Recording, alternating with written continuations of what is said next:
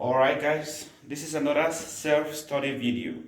I'm doing this as I study and I figure like I'm going to post it on YouTube so it could probably help somebody who needs it. Alright, today I'm going to be covering uh, G protein couple receptors. G protein couple receptors. Alright, so this is going to be my membrane. Here we have the receptor. 1, 2, 3, 4, 5, 6, 7. Here we have my protein, and here we have my effector enzyme.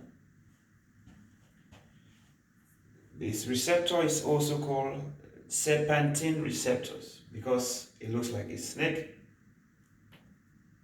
And another name for it, I think it's like 7 receptor, something like that. I cannot recall for a fact. But we have a receptor here, we have a protein, we have our effector. And this is inside the cell, intracellular fluid. Let's keep it that way. So what happens is, on the receptor we have an extracellular binding site and an intracellular binding site. So on the extracellular binding site, if a ligand, and simply put, a ligand is any molecule that when bind to a receptor produces an effect in the target cell. So a ligand could be medication and could be endogenous substances. So let's say a ligand like a drug binds to this receptor, it's gonna send signals to the intracellular part of the receptor, which causes a conformational change in the receptor that favors the coupling of the receptor and the G protein. Hence the name G protein coupling receptor. G protein, which is this one right here. Sorry, it was protein, that was G protein, couples with the receptor. So in an inactive state, G protein stays as an heterotrimeric, meaning it has a GDP bound to alpha subunit, beta subunit, and gamma subunit. But when this conformational change occurs, GDP gains another phosphorylate or acquire another phosphate from ATP molecule to become GTP. GTP stands for guanylate triphosphate, 3-phosphate, as opposed to guanylate diphosphate. And once activated, there will be a change or a dissociation or a division between G alpha and G beta gamma. So we're going to have two things produced. We'll have a G alpha subunit and a G beta gamma subunit. Okay?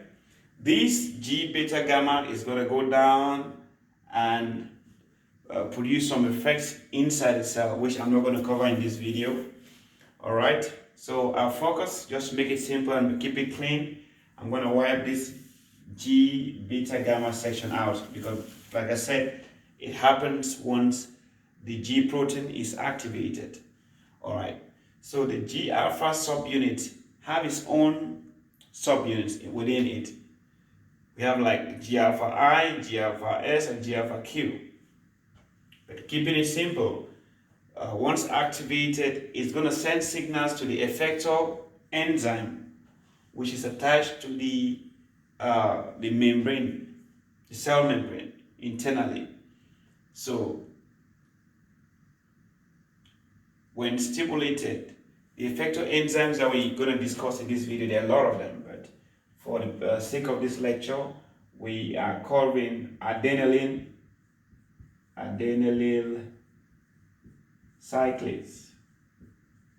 NASE stands for an enzyme, and phospholipase, lipase again. C, lipase stands for enzyme. Adenylate cyclase is an enzyme as well as phospholipase C. They both do different things.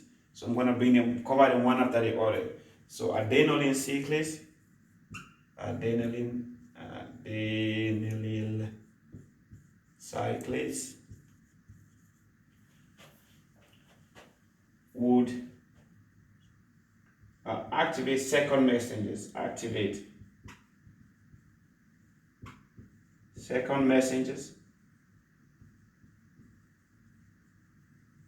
So just to clarify, the first messenger was a drug that activated or attached to this binding site on the receptor and sending signals.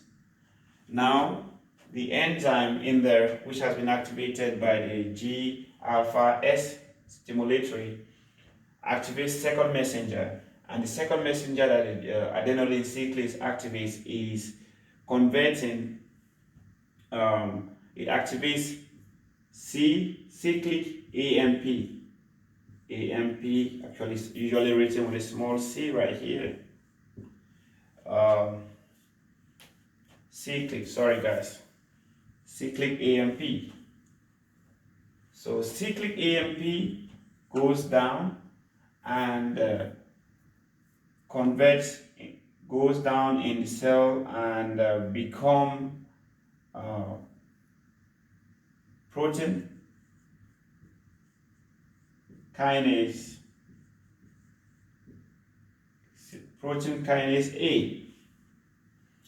The second enzyme here will be phospholipase C. Phospholipase C. Phospholipase C activates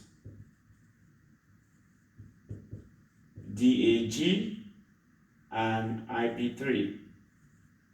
DAG will lead to protein kinase C, and IP3 goes further and attaches to the receptor, another receptor inside the cell on the endoplasmic reticulum, causing release of calcium.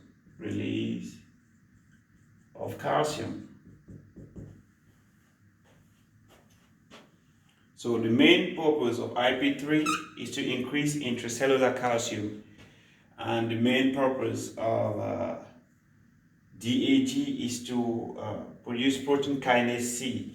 Kinase C is going to cause further phosphorylations inside the cell, which could lead to changes in the gene sequencing.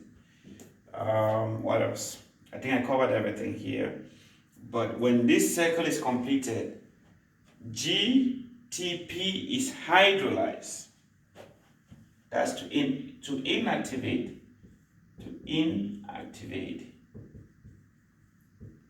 the G protein, GTP. It is hydrolyzed to GDP, which is an inactive form. Hydrolysis means removing one phosphate